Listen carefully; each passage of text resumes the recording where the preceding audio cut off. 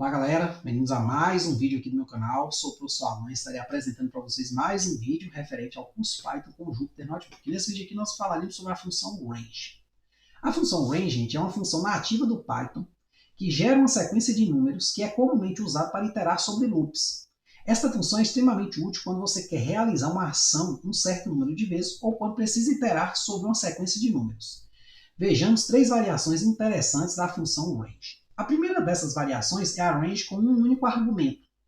Quando um único argumento é passado para a função range, ela produz uma sequência de números de 0 a n-1. Então vamos supor que eu queira imprimir os números de 0 até 10. Então eu posso fazer isso da seguinte forma. Eu boto aqui for a in range 11 e aqui dentro do for eu boto print a. O que isso aqui vai fazer, gente? Aqui eu vou gerar um objeto, né, que vai esconder esses números. Só que eu vou fazer o ar percorrer este objeto. E à medida que o ar for percorrendo esse objeto, ele vai passando por esses valores, né? E aí eu vou imprimindo esses valores. Então, rodando aqui de 0 até 10. Lembrando que é n-1. Aí aqui eu vou fazer algumas considerações. O que pode entrar nesse argumento aqui? O que vai entrar aqui que vai sair alguma coisa para nós? Se eu jogar um número do tipo float, né? Você pode pensar, de 0 a n-1, tá? 11,5 menos 1 vai chegar até 10, né? Mas não pode jogar números do tipo float aqui, ou seja, deu um erro, ou seja, o objeto tipo float não pode ser interpretado como inteiro. Então a entrada dessa função aqui tem que ser inteira. Além disso, a entrada inteira aqui ela não pode ser negativa. Se eu botar aqui o menos 2, não sai nada. Não deu erro, mas não saiu nada. Se eu botar, por exemplo, 0, o que acontece? É inteiro. Porém, também não sai nada quando a gente compila, porque eu vou de 0 até 0 menos 1, seria de 0 até menos 1. Não tem sentido, né? Então, a gente tem que colocar pelo menos o número 1 aqui. E aí, 1 menos 1, 0. Então, imprimiu o 0. Tá certo? Então, vamos aqui voltar ao normal. Então, se eu quero imprimir os inteiros de 0 até 10, eu boto o quê? Range 11 aqui. Beleza? Eu posso agora repassar essa função range com dois argumentos. Neste caso, né, quando dois argumentos são passados, a função range produz uma sequência de números de m até n-1. Então já vou ter uma coisa mais flexível, né, mais geral, né, do que a primeira. A primeira é bem simples, ela vai de 0 até um número lá, menos 1, que você colocou. Se você colocou 100, ela vai até 99. Né? Então é bem restrita. Porém, eu posso aqui agora, por exemplo, imprimir os números, né, de 4 até 15, os inteiros que vão de 4 até 15. 4, 5, 6, 7, 8, 9, 10, 11, 12, 13, 14 e 15. Como é que eu faço isso? Né? Eu boto aqui for i in range 4, 16. Então o i aqui vai ser a variável que vai percorrer o range aqui. Aí eu vou de 4 até o quê? 16 menos 1, 15. E vou imprimindo todo mundo. Pronto. Neste caso aqui, faz sentido entrar números inteiros negativos. Float não vai ter jeito, mas inteiro negativo pode. Por exemplo, se eu botasse aqui menos 4. Então, ele vai de menos 4 até o quê? 16 menos 1, 15, né? Poderia botar dois inteiros negativos aqui, de menos 4 a menos 1. Então, ele imprimiu de menos 4 até menos 2, que é um a menos que o menos 1, né? Mas não teve problema, né? O problema aqui é eu inverter essa ordem, botar um número maior aqui que o outro que está aqui. Por exemplo, se eu botasse assim 4 ou 15, né? Vamos botar assim 16, né? E 4, invertesse aqui. A gente poderia esperar, olha, ele vai gerar a sequência invertida, né? Podia acontecer isso, porém o programador não pensou dessa forma, né? É por isso que eu falo, vá fazendo os testes, tá certo? Para você ir conhecendo o funcionamento, né, das entradas, né? O que acontece quando você joga um certo tipo de entrada. Isso é muito importante, tá certo? Então, voltando aqui, temos de 4 até 15. Nós também podemos usar, né, a função range para gerar listas de números inteiros. Nesse caso aqui, observe que eu gerei cada número e fui imprimindo ele numa nova linha. Eu posso agora fazer uma lista com esses valores. Como assim? Vamos lá. Eu vou gerar um objeto aqui, A, que vai ser esse range. Depois eu vou falar o que esse range é, certo? Então, eu vou gerar um objeto que vai ser o range, que vai de 4 até o quê? 15. Né? A abrangência aqui vai de 4 até 15, que é 16 menos 1. Aí, para eu transformar este objeto A, que foi gerado aqui numa lista, eu vou botar list A. E aí, em seguida, eu vou imprimir a lista. Então, nesse caso, na verdade, eu falei uma coisa um pouquinho errada. Eu não transformei o A numa lista. Eu simplesmente criei uma lista a partir do list aplicada a A. Na verdade, o objeto A ele continua aqui inalterado, certo? Eu só criei uma nova variável, que foi a variável lista. Por que eu falo isso? Porque se eu tentar imprimir o A aqui, vai sair esse objeto aqui, tá certo? Esse objeto aqui, ele esconde, na verdade, dentro dele, o quê? Os números que vão de 4 até 15. Então, não faz sentido a gente calcular só isso aqui. Por exemplo, eu criar uma célula nova aqui. Ó. Se eu botasse assim, ó, range 4, 16. Só sai o 416, né? O range 416. Se eu botasse print, ó.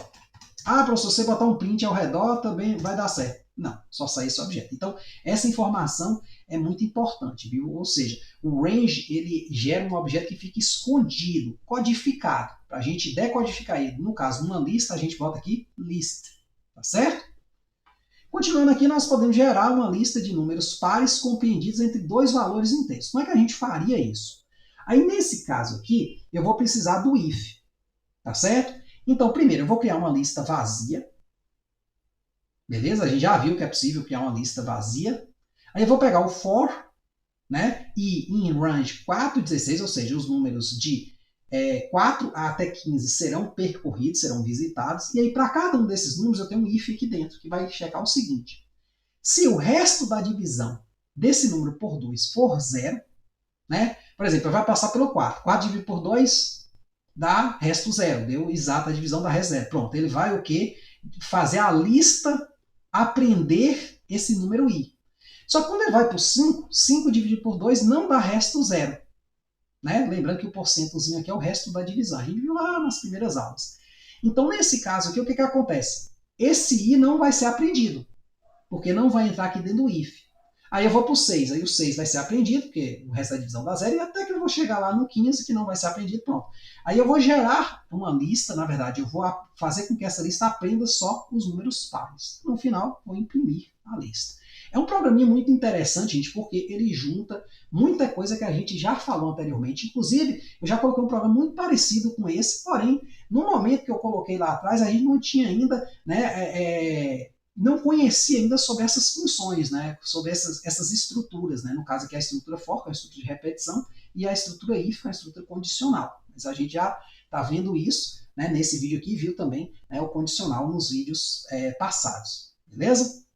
Então a gente já tem a capacidade de entender perfeitamente esse código aqui. Até mesmo esse método aqui, que é o método append, né, aplicado sobre lista, a gente já viu também. Beleza? E aí a gente tem a função range com 3 argumentos. Neste caso aqui, gente, nós temos o seguinte. Ó, quando 3 argumentos são passados, a função range começa em m, termina antes de n, né, e incrementa a sequência de p em p.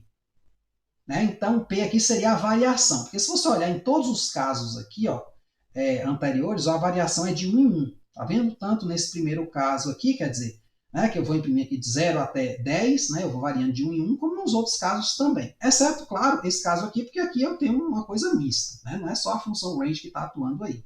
Beleza? Então, a saída aqui deu de 2 em 2 porque eu fui descartando outros valores. Só que o range ele gera todos os números de 4 a 15. Fique claro isso aí.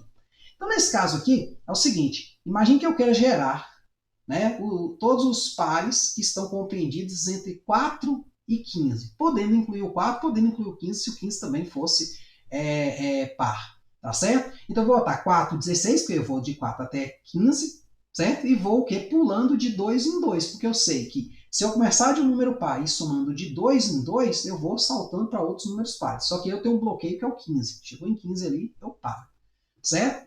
E aí, novamente, cada número desse que for percorrido aqui nesse for, né, ele vai ser aprendido. Note que aqui eu não vou percorrer todos os números de 4 a 15, eu vou percorrer só os pares, que eu vou saltando de 2 em 2 a partir do 4. Tá certo? Diferente daqui, aqui eu tinha que fazer uma checagem se o número deixava resto 0 quando dividido por 2. Aqui não, aqui eu já salto essa etapa. Tá certo? Então esse programa aqui ele é mais eficiente do que esse aqui. Tá certo? Ele faz a coisa mais rápido, digamos assim, com menos etapas. Então, nesse caso, a gente, imprimindo aqui, tem a mesma saída anterior, só que com um código relativamente mais simplificado. Tá certo? Aí você pode perguntar para vocês, se eu botasse aqui, por exemplo, um incremento de 1.5, será que o incremento pode ser float? Não.